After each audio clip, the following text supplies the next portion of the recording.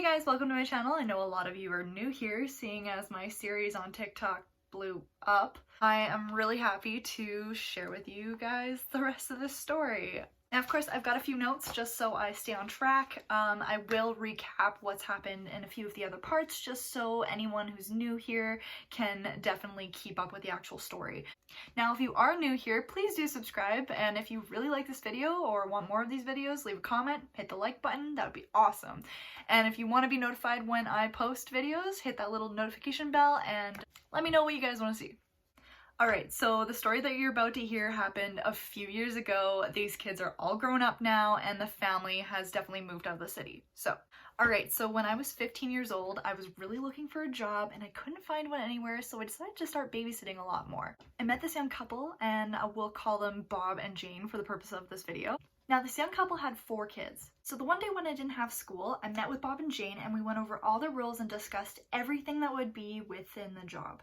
And as we were talking about the rules, Bob and Jane talked about their amazing company that they had started and how well it was doing and what they were making per year. So I based my rate off of what they said. So my normal rate was $5 per kid per hour, and they had 4 kids, so I was kind of expecting somewhere around the $20 range per hour. Now, of course, we discussed the hourly rate verbally and didn't write anything down. I took notes, which I still have to this day. Absolutely crazy that I found them. So I babysat for about 6 or 7 other families at this time as well, and I actually stopped babysitting these families' kids for this family. They wanted someone that was actually dedicated to their family, so I was for after schools, for mornings, for weekends, for evenings, whenever they needed me. And I thought, hey, 20 bucks an hour for whenever they need me, that's perfect. That's like the perfect job, right? For a 15-year-old looking for a job, that's awesome. Another reason I stopped babysitting for these families is because I didn't have a car. I also didn't have a license, and getting to and from these other places were so difficult to travel by bus to go babysit some kids for 5 bucks an hour or 10 bucks an hour, whereas these guys lived super close to my house, so I could just walk. So they lived in a small house, and there was 2 rooms for the kids. There was a girls' room and a boys' room, so the girls slept in one room and the boys slept in the other room. I found out that Bob and Jane were actually only engaged and that Jane wasn't the mother to these kids. And Bob was actually married to someone else. We'll call her Linda for the purpose of this. Now, the reason that Bob and Jane weren't married yet was because Linda didn't want to sign the divorce papers. Didn't know why at the time, didn't really care, didn't know. Now, I was told from day one, do not let Linda near the kids. Didn't really know why, they just told me she was crazy. Doesn't everyone have a crazy ex? Now, Bob and Jane were in their late 30s to early 40s. The 4 kids were 6, 9, 8, and 11. 2 girls and 2 boys, as I already mentioned. There were a lot of rules to follow, but they were kind of general expectations, honestly. For example, homework, chores, put stuff away after using it. The girls were only allowed in the girls' room and the boys were only allowed in the boys' room, not the other way around. Apparently this caused fights before, so they decided to put a rule in place so that the kids wouldn't go into the other person's rooms, because it just made more sense. iPods were allowed after everything was done, as well as age-appropriate movies. Now, of course, there were a couple nights where the kids really wanted to watch Saw. Of course, I didn't let them, but they ended up watching it anyways by themselves after I left. Can't stop everything. One of the rules was make sure they aren't fighting. Bedtime was at 8 p.m. every night. They were allowed a small snack after school and no pop or candy, even though they had tons of it in the house. I remember the first day being really rough. I couldn't really remember which kid was which or what their names were really well because I'm just that kind of person that doesn't do well with names. And I had a really hard time establishing a connection to try to get the kids to listen to me and that kind of thing, which is to be expected. And that day went okay, honestly. Second day as well. Now, the third day, of course, is when they started fighting. They were throwing things and screaming and chasing each other around the house with different objects. Like the one kid had a Wii thing and was just smacking his sister over the head constantly, like, give me my toy back! It was honestly just full chaotic energy. Now, I pulled the kids apart, I sat them all down on the couch, and we had a conversation about it. Now, most of the conversation actually was about school, and they were really confused because I didn't punish them, I didn't take their iPods away, I didn't take away their movie time. I just calmly talk to them. I found that fighting with kids doesn't really work. It just adds fire to the fire that's already started. But changing the subject really does help with confrontation. The next 2 weeks went super smoothly. I even brought them coloring books and some homemade cookies because they were so good. Bob and Jane were actually surprised that the house was still intact within the first 2 weeks.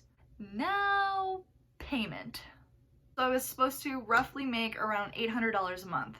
But after 3 weeks, my check read $150. And I know a lot of people are up in arms about it. I chatted with Jane about it for a bit, and she said that Bob and her had agreed that I would be getting $5 an hour, so that's $50 a week. And of course, they didn't consult me, which insulted. So here's a tip. Always make a physical contract. Get everyone involved to sign it. Even the kids. Of course, if they're like little kids, they're not going to be able to sign or understand what they're doing. But if they're grade level kids, they'll understand that they're a part of this and they get to be a part of the agreement, which makes it so much easier to talk to them face to face and be on the same level with the kids. Because then they're understanding why you're there and why they have to listen. Also, both you and the parents should have a copy of the contract. Like, it can even be one of those online contracts, but make sure you save a copy and they have a copy, so it works out. Getting back to the money thing, I was never good at sticking up for myself, and I always had so much anxiety using my voice. Even when things were wrong, I never knew how to stand up for myself. So here's another tip. Know your worth. And when you are not okay with something, speak up about it. I know it may seem hard at first, but honestly, when you do it, you'll feel so much better that you spoke up. Because if you don't speak up, nothing is ever gonna change. That's kind of like a life lesson for me.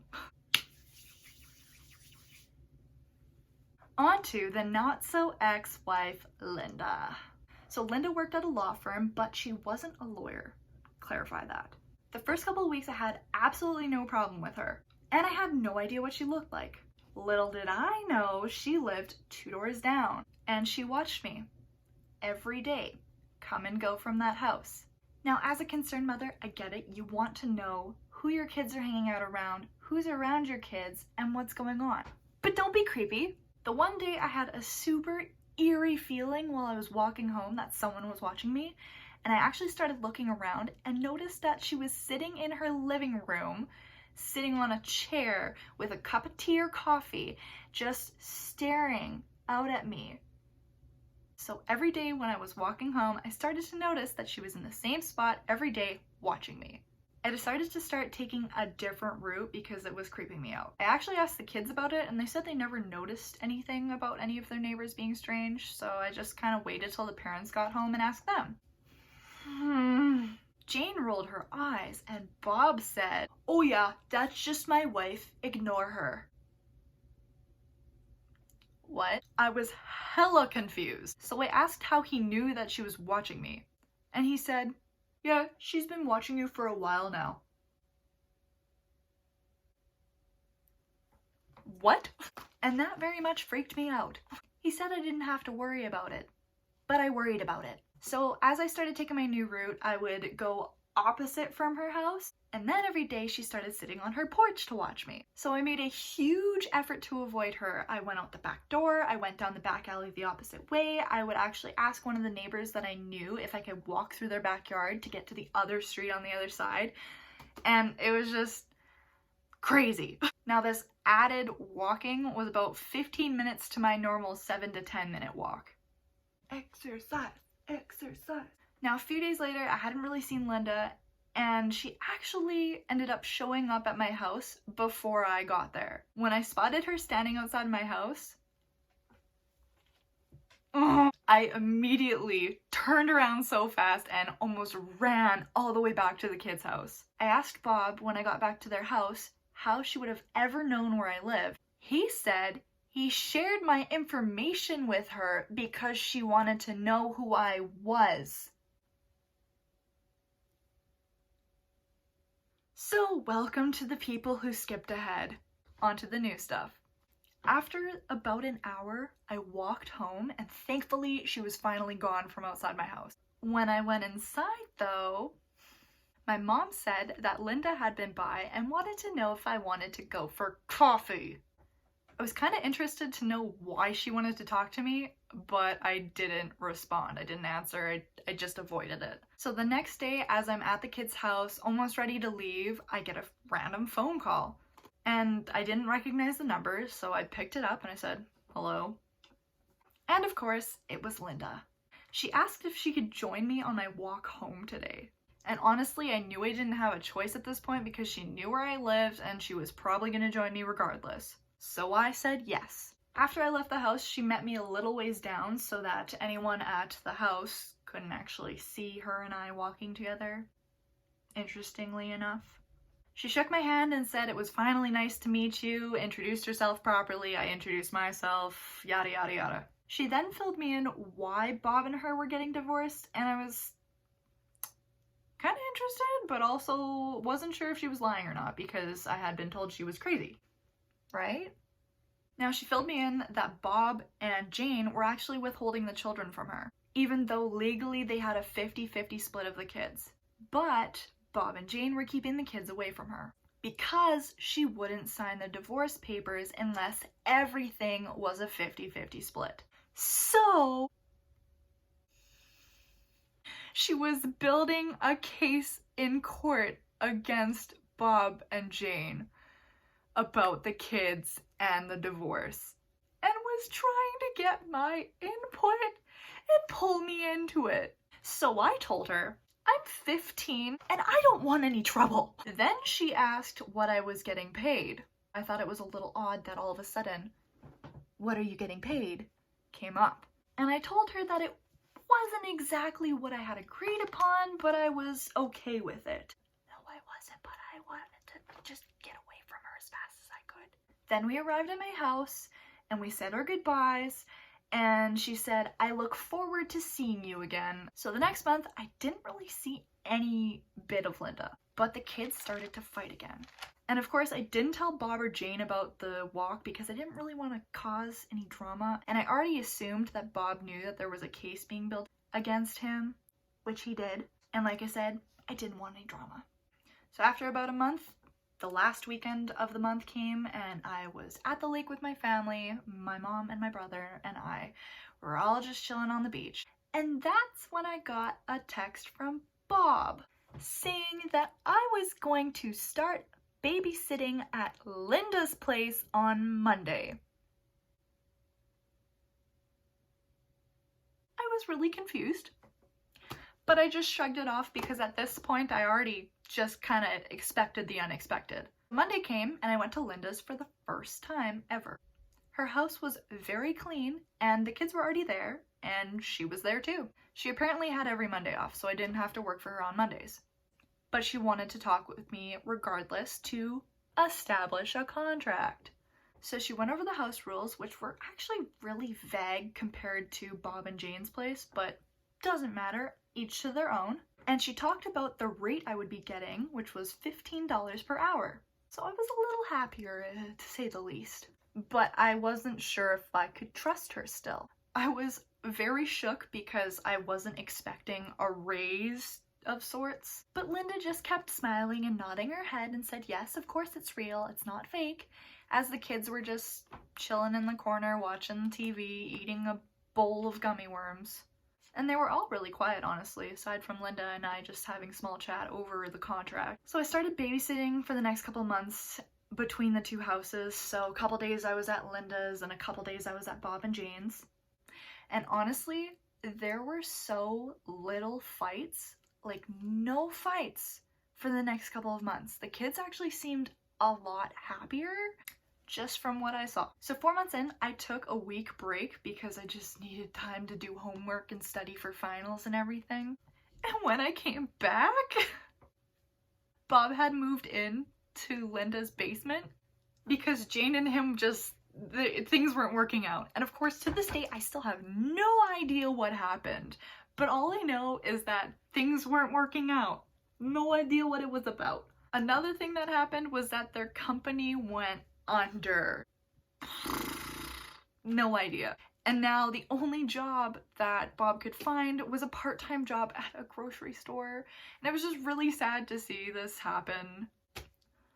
I don't even know what happened. Or if their company was even real. Like, who do you trust these days? So after about 8 months of working between the two houses and then working the rest of the time at Linda's house and getting the nice wage, I actually had to quit because I started playing soccer and basketball and I became a football trainer. I also got a job at Dairy Queen. I honestly still don't know what to think about this entire situation, but even though it happened a long time ago now, I still learn things from it. Like, divorce is really hard on people, especially kids that are involved. Now, myself, my parents were never married and they split when I was really young, so I didn't really get that full experience of a massive divorce and clash, but I have friends who've been through it, and honestly, I can't even begin to say the impacts on the kids. To this day, I still miss those kids. They were really good kids. And they did not deserve anything that they went through. And honestly, if they come across this video somehow, I hope you guys are doing well. Well, that's it for me today. Thank you so much for watching. Don't forget to subscribe for more and like this video and leave a comment if you have any suggestions for the next video. I have plenty of very interesting stories like this one. So if you want to hear more of them, let me know. Leave a comment. Leave a like, hit that subscribe button and the bell next to it to be notified when I post next, because I don't know when I'm gonna post next. It's gonna be a surprise for everyone. Yay! Thanks again for watching. Stay tuned.